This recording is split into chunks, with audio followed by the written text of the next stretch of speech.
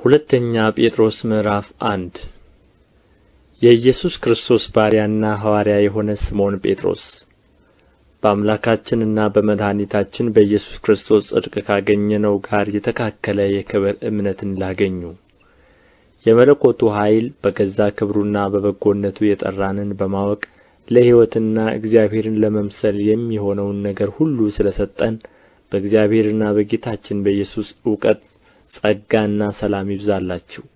ስለ ክፉ ምኞት በዓለም ካለው ጥፋት አምልጣችሁ ከመለኮት ባሕሪ ተካፋዮች በተስፋ ቃል እንድትሆኑ በእነዚያ ክብርና በጎነት የተከበረና እጅግ ታላቅ የሆነ ተስፋን ሰጠን። ስለዚህም ምክንያት ትጋትን ሁሉ እያሳያችሁ በእምነታችሁ በጎነትን ጨምሩ፣ በበጎነትም እውቀትን፣ በእውቀትም ራስን መግዛት፣ ራስንም በመግዛት መጽናትን፣ በመጽናትም እግዚአብሔርን መምሰል፣ እግዚአብሔርንም በመምሰል የወንድማማችን መዋደድ፣ በወንድማማችን መዋደድ ፍቅርን ጨምሩ። እነዚህ ነገሮች ለእናንተ ሆነው ቢበዙ በጌታችን በኢየሱስ ክርስቶስ እውቀት ሥራ ፈቶችና ፍሬ ቢሶች እንዳትሆኑ ያደርጓችኋልና።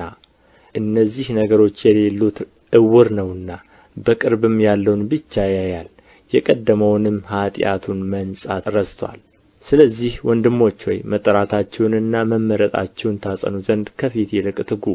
እነዚህን ብታደርጉ ከቶ አትሰናከሉምና እንዲሁ ወደ ዘላለሙ ወደ ጌታችንና መድኃኒታችን ወደ ኢየሱስ ክርስቶስ መንግሥት መግባት በሙላት ይሰጣችኋልና። ስለዚህ እነዚህን ነገሮች ምንም ብታውቁ በእናንተም ዘንድ ባለ እምነት ምንም ብትጸኑ ስለ እነዚህ ዘወትር እንዳሳስባችሁ ቸል አልልም። ሁልጊዜም በዚህ ማደሪያ ሳለሁ በማሳሰቤ ላነቃችሁ የሚገባኝ ይመስለኛል። ጌታችን ኢየሱስ ክርስቶስ እንዳመለከተኝ ከዚህ ማደሪያ መለየቴ ፈጥኖ እንዲሆን አውቃለሁና ከመውጣቴም በኋላ እነዚህን ነገሮች እንድታስቡ በየጊዜው ትችሉ ዘንድ እተጋለሁ። የእርሱን ግርማ አይተን እንጂ በብልሃት የተፈጠረውን ተረት ሳንከተል የጌታችንን የኢየሱስ ክርስቶስን ኃይልና መምጣት አስታወቅናችሁ። ከገናናው ክብር በእርሱ ደስ የሚለኝ የምወደው ልጄ ይህ ነው የሚል ያ ድምፅ በመጣለት ጊዜ ከእግዚአብሔር አብ ክብርንና ምስጋናን ተቀብሎአልና እኛም በቅዱሱ ተራራ ከእርሱ ጋር ሳለን ይህን ድምፅ ከሰማይ ሲወርድ ሰማን። ከእርሱም ይልቅ እጅግ የጸና የትንቢት ቃል አለን። ምድርም እስኪጠባ ድረስ የንጋትም ኮከብ በልባችሁ እስኪወጣ ድረስ ሰው በጨለማ ስፍራ የሚበራን መብራት እንደሚጠነቀቅ ይህን ቃል እየጠነቀቃችሁ መልካም ታደርጋላችሁ። ይህን በመጀመሪያ እወቁ። በመጽሐፍ ያለውን ትንቢት ሁሉ ማንም ለገዛ ራሱ ሊተረጉም አልተፈቀደም። ትንቢት ከቶ በሰው ፈቃድ አልመጣምና፣ ዳሩ ግን በእግዚአብሔር ተልከው ቅዱሳን ሰዎች በመንፈስ ቅዱስ ተነድተው ተናገሩ። ሁለተኛ ጴጥሮስ ምዕራፍ 2 ነገር ግን ሐሰተኞች ነቢያት ደግሞ በሕዝቡ መካከል ነበሩ፣ እንዲሁም በመካከላችሁ ደግሞ ሐሰተኞች አስተማሪዎች ይሆናሉ። እነርሱም የዋጃቸውን ጌታ እንኳ ክደው የሚፈጥንን ጥፋት በራሳቸው ላይ እየሳቡ የሚያጠፋ ኑፋቄን አሹልከው ያገባሉ። ብዙዎች በመዳራታቸው ይከተሏቸዋል። በእነርሱም ጠንቅ የእውነት መንገድ ይሰደባል። ገንዘብንም በመመኘት በተፈጠረ ነገር ይረቡባችኋል። ፍርዳቸውም ከጥንት ጀምሮ አይዘገይም፣ ጥፋታቸውም አያንቀላፋም።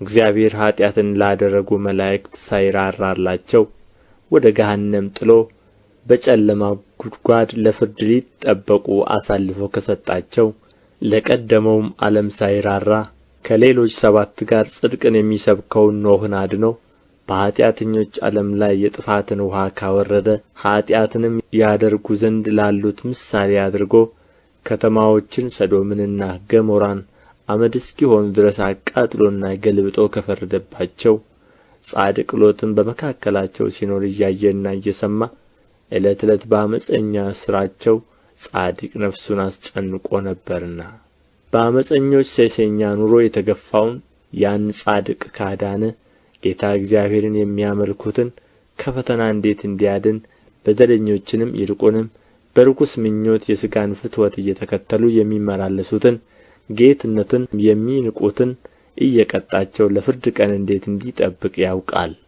ደፋሮችና ኵሩዎች ሆነው ሥልጣን ያላቸውን ሲሳደቡ አይንቀጠቀጡም። ዳሩ ግን መላእክት በኃይልና በብርታት ከእነርሱ ይልቅ ምንም ቢበልጡ በጌታ ፊት በእነርሱ ላይ የስድብን ፍርድ አያመጡም።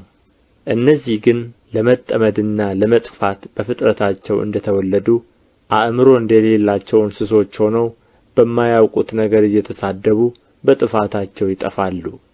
የዓመፃቸውን ደመወዝ ይቀበላሉ። በቀን ሲዘፍኑ እንደ ተድላ ይቈጥሩታል። ነውረኞችና ርኩሳን ሆነው ከእናንተ ጋር ሲጋበዙ በፍቅር ግብዣ ይዘፍናሉ። ምንዝር የሞላባቸው ኀጢአትንም የማይተዉ ዓይኖች አሉአቸው። የማይጸኑትን ነፍሳት ያታልላሉ። መመኘትን የለመደ ልብ አላቸው። የተረገሙ ናቸው። ቅንን መንገድ ትተው ተሳሳቱ። የባሶርን ልጅ የበለዓምን መንገድ ተከተሉ። እርሱ የዓመፃን ደመወዝ ወደደ፣ ነገር ግን ስለ መተላለፉ ተዘለፈ። ቃል የሌለው አህያ በሰው ቃል ተናግሮ የነቢዩን እብድነት አገደ። ድቅድቅ ጨለማ ለዘላለም የተጠበቀላቸው እነዚህ ውኃ የሌለባቸው ምንጮች በዐውሎ ነፋስም የተነዱ ደመናዎች ናቸው። ከንቱና ከመጠን ይልቅ ታላቅ የሆነውን ቃል ይናገራሉና በስሕተትም ከሚኖሩት አሁን የሚያመልጡትን በሥጋ ሴሰኛ ምኞት ያታልላሉ። ራሳቸው የጥፋት ባሪያዎች ሆነው አርነት ትወጣላችሁ እያሉ ተስፋ ይሰጡአቸዋል። ሰው ለተሸነፈበት ለእርሱ ተገዝቶ ባሪያ ነውና። በጌታችንና በመድኃኒታችን በኢየሱስ ክርስቶስ እውቀት ከዓለም ርኵሰት ካመለጡ በኋላ ዳግመኛ በእርሷ ተጠላልፈው የተሸነፉ ቢሆኑ ከፊተኛው ኑሮአቸው ይልቅ የኋለኛው የባሰ ይሆንባቸዋል። አውቀዋት ከተሰጣቸው ከቅድስት ትእዛዝ ቢመለሱ የጽድቅን መንገድ ባላወቋት በተሻላቸው ነበርና። ውሻ ወደ ትፋቱ ይመለሳል፣ ደግሞ የታጠበች እርያ በጭቃ ለመንከባለል ትመለሳለች እንደሚባል እውነተኞች ምሳሌዎች ሆኖባቸዋል። ሁለተኛ ጴጥሮስ ምዕራፍ 3 ወዳጆች ሆይ አሁን የምጽፍላችሁ መልእክት ይህች ሁለተኛይቱ ናት። በቅዱሳን ነቢያትም ቀድሞ የተባለውን ቃል በሐዋርያቶቻችሁም ያገኛችሁትን የጌታንና የመድኃኒትን ትእዛዝ እንድታስቡ በሁለቱ እያሳሰብኋችሁ ቅን ልቦናችሁን አነቃቃለሁ። በመጨረሻው ዘመን እንደ ራሳቸው ምኞት የሚመላለሱ ዘባቾች በመዘበት እንዲመጡ ይህን በፊት እወቁ። እነርሱም የመምጣቱ የተስፋ ቃል ወዴት ነው? አባቶች ከሞቱባት ጊዜ ከፍጥረት መጀመሪያ ይዞ ሁሉ እንዳለ ይኖራልና ይላሉ። ሰማያት ከጥንት ጀምሮ ምድርም በእግዚአብሔር ቃል ከውኃ ተጋጥማ በውኃ መካከል እንደ ነበር ወደው አያስተውሉምና።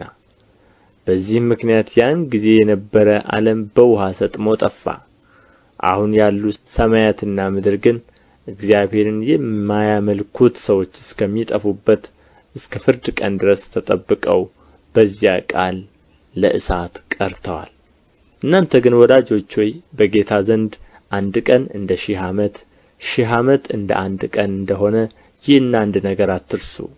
ለአንዳንዶች የሚዘገይ እንደሚመስላቸው ጌታ ስለ ተስፋ ቃሉ አይዘገይም፣ ነገር ግን ሁሉ ወደ ንስሐ እንዲደርሱ እንጂ ማንም እንዳይጠፋ ወዶ ስለ እናንተ ይታገሣል። የጌታው ቀን እንደ ሌባ ሆኖ ይመጣል። በዚያም ቀን ሰማያት በታላቅ ድምፅ ያልፋሉ፣ የሰማይም ፍጥረት በትልቅ ትኩሳት ይቀልጣል፣ ምድርም በእርሷም ላይ የተደረገው ሁሉ ይቃጠላል። ይህ ሁሉ እንዲህ የሚቀልጥ ከሆነ የእግዚአብሔርን ቀን መምጣት እየጠበቃችሁና እያስቸኰላችሁ በቅዱስ ኑሮ እግዚአብሔርንም በመምሰል እንደምን ልትሆኑ ይገባችኋል? ስለዚያ ቀን ሰማያት ተቃጥለው ይቀልጣሉ፣ የሰማይም ፍጥረት በትልቅ ትኩሳት ይፈታል። ነገር ግን ጽድቅ የሚኖርባትን አዲስ ሰማይና አዲስ ምድር እንደ ተስፋ ቃሉ እንጠባበቃለን። ስለዚህ ወዳጆች ሆይ ይህን እየጠበቃችሁ ያለ ነውርና ያለ ነቀፋ ሆናችሁ በሰላም በእርሱ እንድትገኙ ትጉ። የጌታችንም ትዕግሥት መዳናችሁ እንደሆነ ቁጠሩ። እንዲህም የተወደደ ወንድማችን ጳውሎስ ደግሞ እንደ ተሰጠው ጥበብ መጠን ጻፈላችሁ። በመልእክቱም ሁሉ ደግሞ እንደ ነገረ ስለዚህ ነገር ተናገረ። በእነዚያ ዘንድ ለማስተዋል የሚያስቸግር ነገር አለ። ያልተማሩትና የማይጸኑት ሰዎች ሌሎችን መጻሕፍት እንደሚያጣምሙ እነዚህን ደግሞ ለገዛ ጥፋታቸው ያጣምማሉ። እንግዲህ እናንተ ወዳጆች ሆይ ይህን አስቀድማችሁ ስለምታውቁ በዓመፀኞቹ ስሕተት ተስባችሁ ከራሳችሁ ጽናት እንዳትወድቁ ተጠንቀቁ። ነገር ግን በጌታችንና በመድኃኒታችን በኢየሱስ ክርስቶስ ጸጋና እውቀት እደጉ።